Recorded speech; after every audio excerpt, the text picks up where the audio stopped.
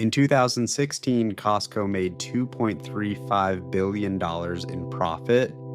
Membership fees alone accounted for 112% of that number. Read that again. More than the entire profit of the company. That means Costco's actual retail business. The bulk toilet paper, the rotisserie chickens, the giant jars of mixed nuts was, on balance, losing money that year. The only reason Costco was profitable at all was because millions of people had already paid for the privilege of shopping there in the first place. That's the real business model hiding behind the free samples and the rock bottom prices. Costco isn't really a retailer that happens to charge membership fees. It's a membership business that happens to sell groceries. In 2023 alone, the company collected more than $4.5 billion from roughly 130 million cardholders and renewed about 90% of them without lifting a finger beyond mailing a renewal notice. Once collected, a membership fee costs Costco almost nothing to maintain, which is exactly why membership fees can make up such an outsized share of total profit year after year. The model traces back to Saul Price, founder of Price Club, the warehouse chain Costco effectively grew out of. Price's own philosophy was blunt: take the money from membership fees and put it back into lower prices, and the whole system starts to feed on itself.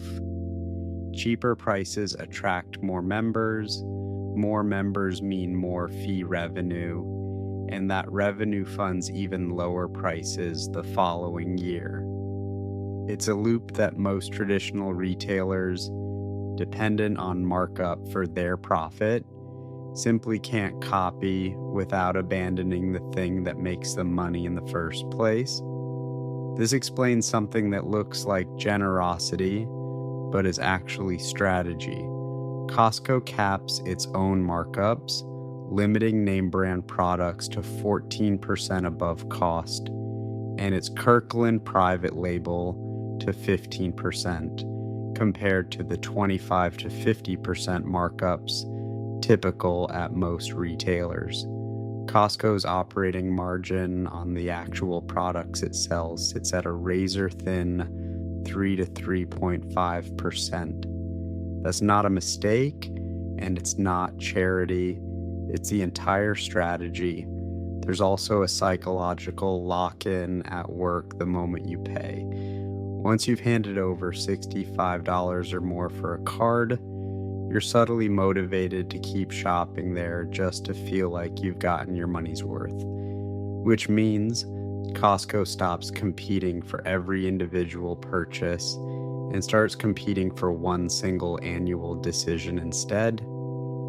If retail prices are basically break even, the only way Costco makes real money is by getting more people to pay the membership fee and getting existing members to renew year after year rather than shop anywhere else.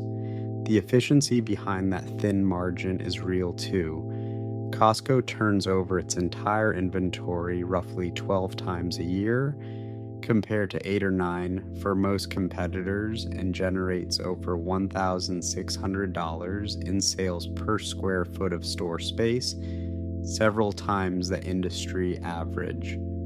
Selling that much that fast from that little space is what makes a 3% margin survivable at all, which brings us to the free samples. Multiple retail studies have found that shoppers are up to 86% more likely to buy a product after trying a free sample of it, a number far too large for any retailer to ignore. Part of it is simple curiosity, but a deeper part is a well-documented psychological principle called reciprocity. When someone hands you something for free, especially another human being standing right in front of you, you feel a subtle, almost automatic pressure to give something back. That's also why Costco's sample stations are staffed by a real person rather than a simple self-serve tray, and why regular shoppers often start recognizing the same sample staff over repeated visits. The human handing you a warm sample of frozen lasagna is, whether either of you thinks about it this way, closing a sale and doing it more effectively than any coupon or discount sign ever could. None of this happens by accident inside the store either. Costco's warehouses are laid out to create long, wide, single-direction aisles that funnel shoppers past as many sample stations and end cap displays as possible on the way to the items they actually came in for. You didn't wander into the kombucha samples. The floor plan walked you there, the same way a casino floor or a maze-like store layout quietly directs foot traffic in other industries built around this kind of behavioral design. Put it all together, and Costco's entire model looks less like a discount grocery chain and more like a subscription business wearing a warehouse as a disguise. The membership fee is the actual product, sold once a year, almost pure profit, and psychologically locking in members who feel they need to keep shopping there to get their money's worth. The razor-thin retail margins aren't a cost of doing business. They're the bait that makes the membership feel worth renewing in the first place, and the free samples exist purely to nudge you towards spending more. Every single time you're already in a building, you've already paid for the right to enter. None of it requires tricking anyone. The membership terms are printed on every card. The markup caps are something the company's proud to talk about publicly, and the free samples are, by definition, given away for free, no fine print attached. It just requires understanding something most retailers never fully accept, that shoppers will happily pay an annual fee for the right to be sold to, as long as the prices inside feel low enough. The samples keep coming, and the person handing you one is smiling when they do it.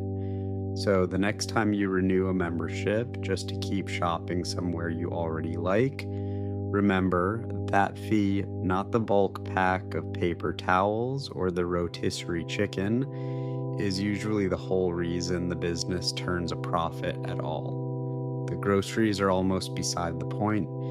If you found this breakdown interesting, subscribe.